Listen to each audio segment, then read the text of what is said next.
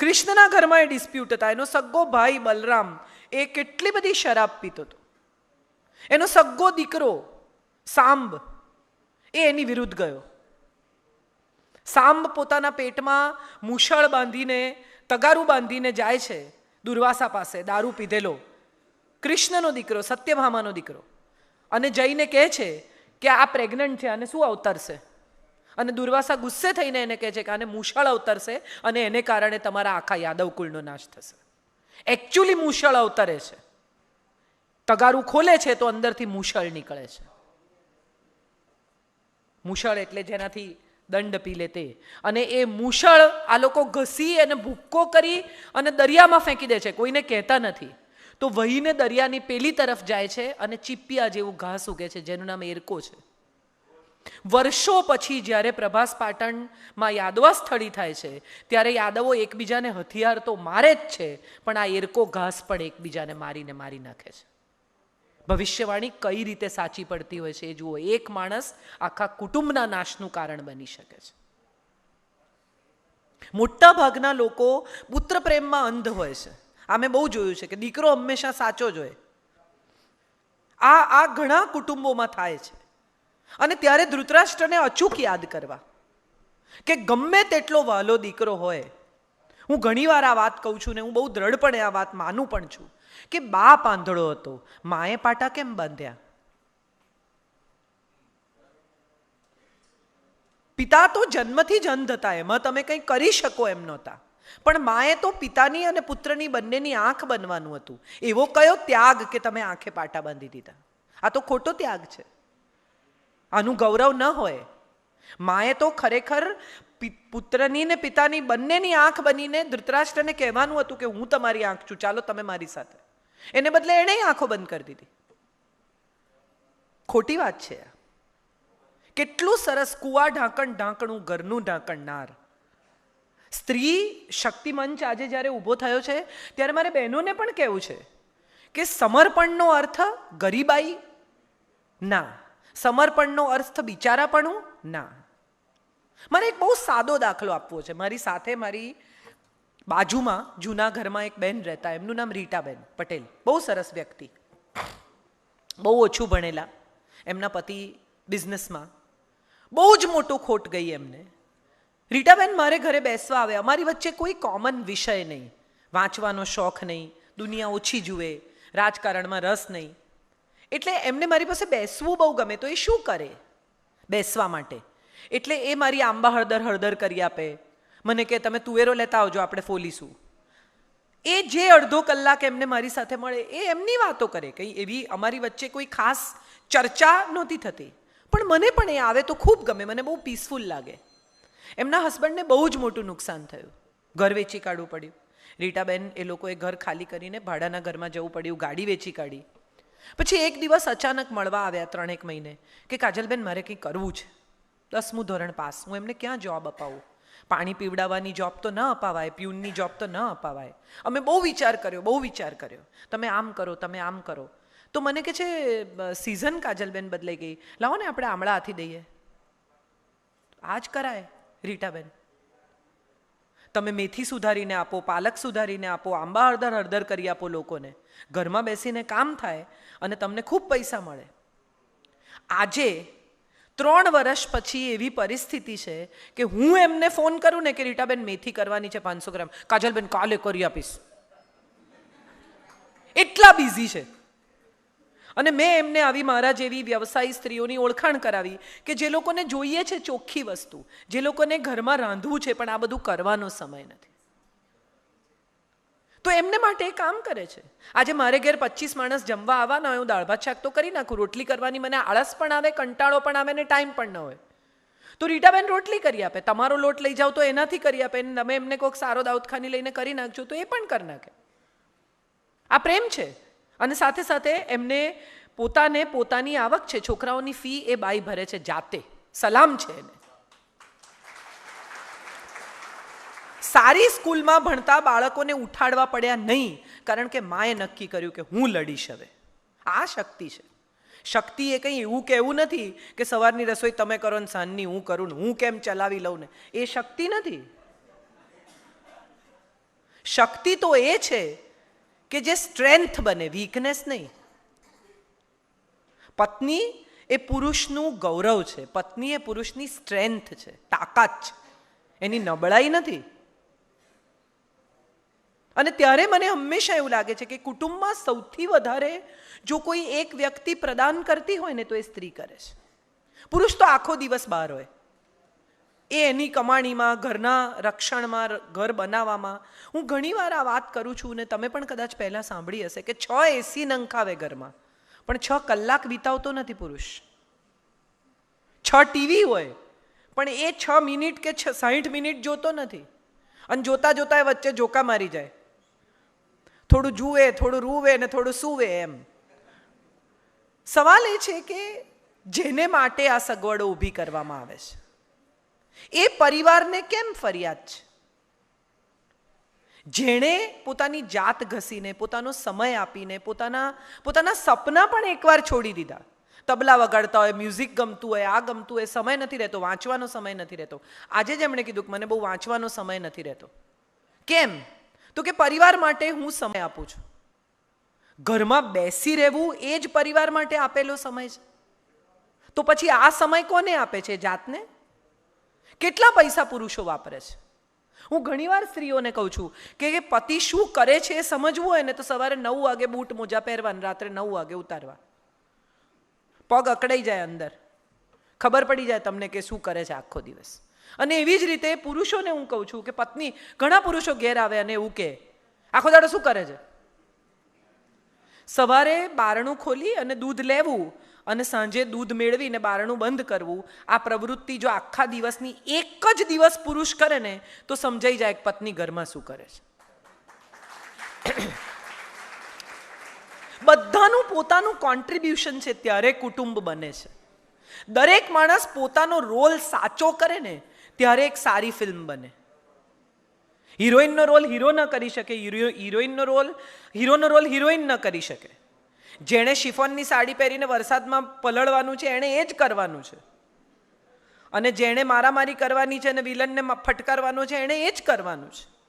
આ દરેકનો નિશ્ચિત રોલ છે, દરેકનું નિશ્ચિત પાત્ર છે, દરેકે નિશ્ચિત કામ કરવાનું છે. અને જો દરેક માણસ પોતાનું નિશ્ચિત કામ કરેક્ટલી કરે તો હું માનું છું એક કુટુંબ પરફેક્ટ બને. એક દીકરીએ ખૂબ ઘરમાં ઓછો જ સમય રહેવાની છે એવી જ્યારે તમને ખબર જ હોય ત્યારે કડવી સ્મૃતિ મૂકીને કેમ જવાનું? શું કામ કકળાટ કરવાનો? શું કામ ઝઘડા કરવાના? આપણને ખબર જ છે કે અહીંયા 20-25 વર્ષથી વધારે આપણી પાસે રહેવાનો સમય જ નથી. તો એ 25 વર્ષ તો એવા અદ્ભુત હોય કે મા બાપ ઘડીએ ઘડીએ યાદ કરે. એવું શું કામ થાય મા બાપને કે હશ પરણીને ગઈ તો હવે સારું લાગે છે, રૂમ તો ખાલી થયો? એવું થવાનું નથી, કારણ કે મા બાપ એમના અંશને ખૂબ ચાહે છે. પણ એ ચાહનામાં જ્યારે ગૌરવ ભળે, એ ચાહનામાં જ્યારે દીકરી માટેનું અભિમાન ભળે, જ્યારે પ્રતિષ્ઠા ભળે, ત્યારે એમ થાય કે બરોબર છે. હું ઘણીવાર કહું છું કે દીકરો છે ને એ પિતાનું માન છે, પણ દીકરી તો પિતાનું સન્માન છે. આજ સુધી દીકરાની ભૂલ પર કદાચ બાપ 2 તમાચા જાહેરમાં મારી દે ને, પણ દીકરીની ભૂલ થાય ને તો બાપની આંખો નીચી થાય. એ મારીએ ન શકે, ન કંઈ કહી શકે, પણ મનમાં જે પીડા થાય ને એ તો માફ ન કરી શકાય એવી હોય છે. હથેળીમાં પગ મુકાવીને ઉછેરેલી દીકરી હોય એ નાનકડી ભૂલ કરે અને આખા કુટુંબ પર આફત આવે, ભાગી જાય. હમણાં કન્યા છાત્રાલયોમાં હું એક આખો પ્રવાસ કરી આવી અને મેં છોકરીઓને કહ્યું, મને બહુ એ વાત લાગે છે અત્યારના સમયમાં કે ગોગલ્સ પહેરતો હોય ને, ચશ્મા પહેરતો હોય ને, સ્માર્ટ હોય ને, આમ ચાવી ગુમાવે ને, મોટરસાઇકલ પર આવે ને, આપણને એમ થાય કે આ તો હવે સલમાન પછી આનો જ નંબર આવશે.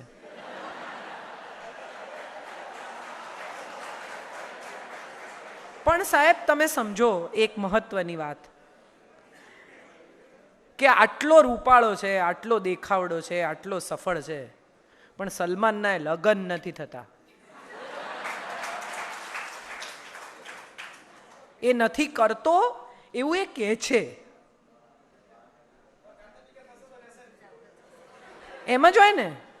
આ દેશમાં એટલા જ પ્રેમીઓ અમર થયા છે કાંતિભાઈ જેના લગ્ન નથી થયા. હીર રાંઝા, લૈલા મજનુ, શીરી ફરહાદ, શેણી વિજાણન, તમે કોઈનું નામ લઈ લો, લગ્ન ના થાય તો જ અમર થાય, લગ્ન થાય એટલે શહીદ થઈ જાય. કાંતિભાઈની વાત સાચી. તો સવાલ એ છે કે કેવો દેખાય છે એના પર આ સંબંધ થશે, કે કેવો માણસ છે એના પર આ સંબંધ થશે. કબીરના ગુરુ હતા, એની દીકરી લાલી, એની સાથે કબીરના લગ્ન થાય છે. કબીર લાલીને લઈને પોતાને ઘેર આવે છે. લાલી રડે છે, આ ઝૂંપડું આવું ભંગાર, આમાં મારે રહેવાનું છી. કબીર એને કહે છે તારે શું કરવું છે? તો કે મારો તો પ્રેમ છે મારા ગામના જમીનદારના દીકરા જોડે. તો કબીર કે એમાં શું રડે છે, ચાલ તને મૂકી આવું. લાલી ફરી રડે છે. કેમ? તો કે આવી સરસ તૈયાર થઈ છું, આ તો બધો કાદવનું જંગલ છે, મારા બાપનું ગાડું તો જતું રહ્યું, હવે હું કંઈ ચાલીને જઈશ? કબીર કે બેસી જા ખભે યાર, હું તને મૂકી આવું તારા પ્રેમી પાસે. કબીર એને ખભે બેસાડે છે. બે જણા જંગલમાં ચાલતા ચાલતા જાય છે. એક પથ્થર આવે છે. કબીર અથડાય છે એ પથ્થરને, એનો નખ ઉખડી જાય છે, લોહી નીકળે છે, પણ લાલીને પકડી રાખે છે, પડવા નથી દેતો. થોડા આગળ જાય છે એટલે લાલી ફરી રડે છે કે મને નીચે ઉતારો. એટલે નીચે ઉતારે છે કે મારે નથી જવું. કબીર કે હમણાં જવા રડતી હતી, હવે નથી જવા રડે છે, મને સમજાવ તને શું થાય છે. અને ત્યારે લાલી એને એમ કહે છે કે જે મને બીજાને સોંપવા માટે આટલી સાચવીને લઈ જાય છે, હું જો એની જોડે રહીશ આખી જિંદગી તો મને કેટલું સાચવશે. નથી જવું મારે તો તારી જ સાથે રહેવું છે. હવે જો એણે એમ વિચાર્યું હોત કે લો શાંતિથી સોંપવા તૈયાર થઈ ગયો, પ્રેમ જ નથી કરતો, તો એ બીજી દિશા હતી. વિચારવાના પણ બે રસ્તા હોય છે. એક પિતા ચીડાય છે, એક માં વઢે છે. એક પત્ની જ્યારે ફરિયાદ કરે છે, એક પતિ જ્યારે ગુસ્સો કરે છે, ત્યારે આ દરેક વખતે કોઈ તિરસ્કાર, કોઈ ઘૃણા, કોઈ ઝઘડો, કોઈ અણગમો નથી હોતો. ઘણી વખત એવું બને છે કે આપણા મનમાં જે ચાલતું હોય એ વાત આપણે કોઈને કહી શકતા નથી, અને સૌથી નજીકના માણસ ઉપર કુકરની વિસલ વાગી જાય. બહુ મોટી વાત છે આ. ઘણી પત્નીઓ ફરિયાદ કરે કે બહાર જઈએ ને તો હસી હસીને વાતો કરે, ત્યાં તો ગુસ્સો કરતા નથી કોઈ દિવસ. કરે તો તમને સારું લાગે, પારકા બૈરા જોડે છાસિયા કરે. વિચારી જુઓ કે કેવું લાગે. ઝઘડો તો પોતાના જોડે જ થાય ને. તમે જેવા છો એવા ક્યાં દેખાઓ? જ્યાં તમારા અંગત લોકો છે ત્યાં. બાકી બહાર તો તમે કેવા સરસ સૂટ વૂટ પહેરીને સારા લાગો છો. બરમુડા પહેરીને આવ્યું છે કોઈ અહીંયા? એ તો ઘરમાં જ પહેરાય. બહુ મોટી વાત છે. આપણે ભૂલી ગયા છીએ કે આપણી સ્વાભાવિકતા તો ત્યાં જ છતી થાય છે જ્યાં આપણું કુટુંબ છે, જ્યાં આપણા પોતાના લોકો છે, જ્યાં આપણી અંગત વ્યક્તિઓ છે. એટલે જો આપણા પર ગુસ્સે થતા હોય, આપણા પર નોર્મલી વર્તતા હોય, આપણી પત્ની ફરિયાદ કરતી હોય, આપણા સંતાનો પણ આપણે ગુસ્સે થતા હોઈએ, તો માનજો કે હજી એ અંગત સંબંધ અકબંધ છે, હજી એ પ્રેમ એમનો એમ છે. એક પતિ પત્ની સવારે ગેલેરીમાં બેસીને ચા પીવે, તો પત્ની રોજ જુએ ને કે આ સામેવાળી યાર કેટલા ખરાબ કપડાં સૂકવે છે, સરખા ધોતી જ નથી. રોજ એ લોકો ચા પીવા બેસે ને પેલા બેનનો કપડાં સૂકવવાનો સમય રોજ કે આ યાર રોજ કેટલા ગંદા કપડાં ધુએ છે, એને મારે પાવડર આપવો જોઈએ, એને મારે આમ કરવું જોઈએ, એને મારે બ્રશ આપવું. એક દિવસ ચા પીવા બેઠા અને પત્નીએ કહ્યું કે અરે આજ તો જોરદાર કપડાં ધોયા, ચોખ્ખા. કેમ બેન? મનોમન. ત્યાં એને નહીં તો જામે.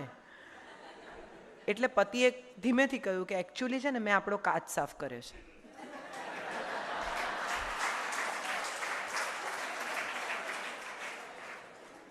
સંબંધોમાં પણ આવું જોઈએ છે. સામેવાળાના કપડાં કદાચ મેલા ન હોય, આપણો કાચ કાળો હોય, એટલે કાચ સાફ કરવો, પછી નક્કી કરવું કે સામેવાળાના કપડાં મેલા છે કે નથી. એક છેલ્લી વાત કહીને મારી વાત પૂરી કરું, મારે નીકળવાનું છે. મને બહુ મજા આવી હોત તમારી સાથે વાત કરવાની, પણ થોડો મોડો આ કાર્યક્રમ શરૂ થયો, મારે આગળ બીજા કાર્યક્રમ છે, સો સોરી. પણ એક છેલ્લી વાત મને બહુ જ તમારી સાથે શેર કરવી છે. એક પરિવારમાં એક દાદા બીમાર પડ્યા, એટલે બધા સંતાનો ભેગા થઈ ગયા, બધા પાસે આવી ગયા. ખબર છે કે હવે દાદાને ઘર બોલે છે, ગંગાજળ પીવડાવ્યું છે, શ્વાસ ઉફણાય છે, અને દાદાએ પૂછ્યું કે મોટો ક્યાં છે? એટલે તરત મોટો દીકરો આવ્યો કે અહીંયા આ રહ્યો બાપુજી, અહીંયા તમારી પાસે, આમ હાથ પકડી લીધો કે વચલો. એટલે બિચારો વચલો દીકરો આવ્યો, એણે હાથ પકડ્યો કે હું આ રહ્યો બાપુજી, બાપુજી હલો, આ રહ્યો. કે નાનો, એટલે નાનો આવ્યો, એણે પગ પકડ્યા કે બાપુજી આવી ગયો, આ રહ્યો. કે મૂર્ખાઓ, દુકાને કોણ છે?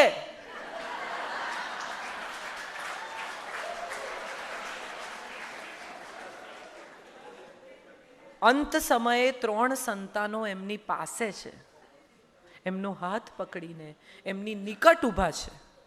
એ વાતનું સુખ નથી. જે દુકાન એમણે મૂકીને જવાની છે, જે દુકાન સાથે એમને કોઈ નિસ્બત હવે થોડીક ક્ષણો પછી રહેવાની નથી, એ દુકાન પર કોઈ નથી, એની એમને ચિંતા છે. આપણે બધા જ કદાચ આવી જિંદગી જીવતા થઈ ગયા છે. જે આપણું નથી એમાં આપણી સંપૂર્ણ શ્રદ્ધા છે, એમાં આપણો સંપૂર્ણ રસ છે, એમાં આપણું સંપૂર્ણ આકર્ષણ છે. કેટલા બધા લોકોને અભિભૂત થઈ જાય કોઈ અંગ્રેજી સારું બોલતું હોય તો. મને સારું અંગ્રેજી નથી આવડતું એ વાતે મેં કેટલા બધા લોકોને મૂંઝાતા જોયા છે. દુઃખી તો ત્યારે થવું જોઈએ જ્યારે આપણને સારું ગુજરાતી બોલતા ના આવડે. એ આપણી ભાષા છે. સારું ફ્રેન્ચ બોલતા ના આવડે તો કોઈ દુઃખી થાય છે, સારું જર્મન બોલતા ના આવડે તો કોઈ દુઃખી થાય છે. તો અંગ્રેજીમાં એવું શું દાટ્યું છે કે આપણને અંગ્રેજી ના આવડે તો દુઃખ થાય? એવા કેટલા લોકો હું તમને બતાવું તમારા જ પરિવારમાં, તમારા જ સમાજમાં, કે જેને અંગ્રેજી નથી આવડતું અને એણે કરોડો રૂપિયાના દાન કર્યા છે.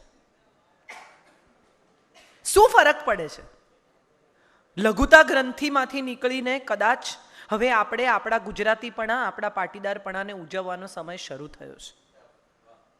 અને એ એટલા માટે ઉજવાવું જોઈએ કે આ સિસ્ટમ તમે ચાલુ રાખી છે. આ છાત્રાલયો, આ સ્કૂલો, કેટલું દાન, હોસ્પિટલ્સ, તમે જુઓ કેટલું કામ થાય છે. અને આ જે કામ થાય છે એ માત્ર સમાજ માટે નથી. તમારી હોસ્પિટલ્સમાં, તમારી સ્કૂલ્સમાં એવું ક્યાંય નથી કે માત્ર પટેલ છોકરાને પ્રવેશ મળશે. તો આ જ કુટુંબ છે. સર્વેને સ્વીકારીને આગળ વધતા રહેવું, એ જે નિયમ પહેલેથી દાખલ થયો, એ જ પાટીદારનો કે એ જ વિશ્વનો નિયમ છે. કુટુંબ એ કોઈ 4 માણસથી બનતું, 8 માણસથી બનતું, 15 માણસથી બનતું કોઈ નાનકડું યુનિટ નથી. તમારા કુટુંબમાં તમે જેટલા લોકોને સમાવવા માંગશો એટલાને સમાવી શકશો. સવાલ માત્ર એટલો છે કે એકબીજા પરત્વે કાળજી હોય, એકબીજાની ચિંતા હોય, એકબીજા માટે માન હોય. કેટલા બધા લોકોને હું એવા જોઉં છું કેમ કે મારી સાથે ખરાબ રીતે બોલે, પણ તમે કઈ રીતે વાત કરો છો એ પણ સમજવાની વાત છે. સૂરજ ખોટો, પહેલો જ કાળી 5 હોય એટલે એમણે કાળી 7માં જ જવું પડે, બીજો એમની પાસે રસ્તો જ નહીં. બહુ મજાની વાત છે સાહેબ, આપણે બધા અપ્રુવલની સોસાયટી પર જીવતા થઈ ગયા છે. બીજા કે તો સારા, બીજા કે તો પૈસાવાળા, બીજા કે તો સોફિસ્ટિકેટેડ, બીજા કે તો રૂપાળા, બીજા કે તો સ્ટાઇલિશ. અને આનો સૌથી મોટો દાખલો એ છે કે આપણા ઘરના ઉત્તમ કાચના વાસણો બીજા લોકો માટે છે. આપણે કોઈ દિવસ જાતે સારી ક્રોકરી કાઢીને જમ્યા છીએ? એક ભાઈ, તમે તો બધા જમીન સાથે જોડાયેલા લોકો છો, તમને ખબર છે કે ખાતર કાઢવું ખાડામાંથી એ કેટલું અઘરું છે. હાથ બાથ બળે, ગરમી લાગે, માનસિક ત્રાસ થાય. જેણે કાઢ્યું હશે એને ખબર હશે, નવી પેઢીને તો કદાચ નહીં ખબર હોય, પણ ખાતર કાઢવું કેટલું અઘરું છે. વાહ! તો એક ભાઈ બિચારા ખાતર કાઢીને ઘેર આવ્યા. એની પત્નીને કે જમવાનું પીરસ, એટલે પત્નીએ જમવાનું પીરસ્યું જૂની થાળીમાં, જે રોજિંદી. એટલે એણે કહ્યું કે હવે ભંગાર થાળી મને નહીં આપવાની, સારી થાળીઓ નથી ઘરમાં? તો કે છે ને, પણ મહેમાન માટે રાખી છે. એટલે એણે થાળીનો ઘા કર્યો. સાહેબ, મગજ ગયું એનું એવું. એક તો ગરમી લાગેલી, થાક લાગેલો, ભૂખ લાગેલી, અને એમાં ગંદી થાળી પત્નીએ મૂકી કે ખાતર કાઢવા મહેમાન આવે છે, આ રોટલો તારો મહેમાન લાવે છે, આ વીજળીનું બિલ તારો મહેમાન ભરે છે, લાવ સારી થાળી, હું કમાઉં છું, મને સારી થાળી આપ. આપણે બધા જ દેખાડામાં કેવા પડી ગયા છીએ. કોઈ આવવાનું હોય તો કપડાં બદલીએ. શેને માટે? આજના સમયમાં ધીરે ધીરે જે દિશામાં જઈ રહ્યા છે ને, એ દિશા દંભની દિશા છે. નવો આરંભ કરવાનો છે, દંભ ભૂલી જવાનો છે. છોકરાઓને પાસબુક નહીં આપો ને તો ચાલશે, પણ એમને શ્વાસબુક જરૂર આપજો. એમને શીખવજો કે સુખી થવું એટલે પૈસા ભેગા કરવા નહીં. ઓછા પૈસામાં નાનકડું ઘર હતું ત્યારે વધારે પ્રેમ હતો. હવે કોણ કયા રૂમમાં છે ને એ જ ખબર નથી. બધા પોતપોતાના ટીવી જુએ છે. એક રસોડે જ્યારે બધા જમતા હતા એક જ સમયે, ત્યારે કેટલી બધી વાતો થતી હતી. હવે બધાના જમવાના પોતાના સમય છે. કુટુંબ એટલે જ્યાં સૌ એકબીજાની સાથે રહેતે. કુટુંબ એટલે જ્યાં સુખ દુઃખમાં હાથ પકડે તે. કુટુંબ એટલે જ્યાં તમને જોઈને મોઢા પર સ્માઇલ આવ્યા વગર રહે જ નહીં. કુટુંબ એટલે સુખ, શાંતિ, સ્નેહ અને સમર્પણના પાયા પર ઉભેલો એક પરિવાર. મકાન નહીં, એડ્રેસ નહીં, દિવાલો નહીં. અને સાહેબ એક છેલ્લી વાત કહી દઉં કે દિવાલ છે ને ત્યાં જ ધરતીકંપનો ભય છે. ખુલ્લા મેદાનમાં ધરતીકંપ આવતો જ નથી. તમે મેદાનમાં ઊભા હો ને તો ગમે એટલી ધરતી ધ્રુજે, તમને કંઈ નહીં થાય. પણ જો તમે દિવાલમાં ઊભા હશો તો ભય લાગશે કે હવે પડશે. દિવાલો રહેવા દો, મેદાન ખુલ્લું કરી નાખો. જેટલો પ્રેમ જાતને કરો છો ને એટલો જ પ્રેમ જો બીજા બધાને કરી શકશો ને તો આ જગત તમારું કુટુંબ બની જશે. બહુ આભારી છું તમારા બધાની કે આવી તક આપી, આવી રીતે તમારી સાથે વાત કરવાનો સમય મળ્યો. મને સમય ઓછો પડ્યો, તમને પડ્યો જશે એવું માનું છું. બેન જાઓ એવું કોઈ કહેતું નથી એટલે માનું છું કે ઓછો પડ્યો હશે. ફરી પાછી ચોક્કસ આવીશ. 4:30 નીકળવું હતું, 4:45 થયા છે. મારે હજી હિંમતનગરથી આગળ જવાનું છે. પણ ફરી એકવાર તમારા સૌનો આભાર, તમને સૌને પ્રણામ. જગતના પિતા એવા તમે સૌ જે જમીન સાથે જોડાયેલા છો, તમારા મૂળ ઊંડા છે માટે તમારા વૃક્ષો ઊંચા થયા છે.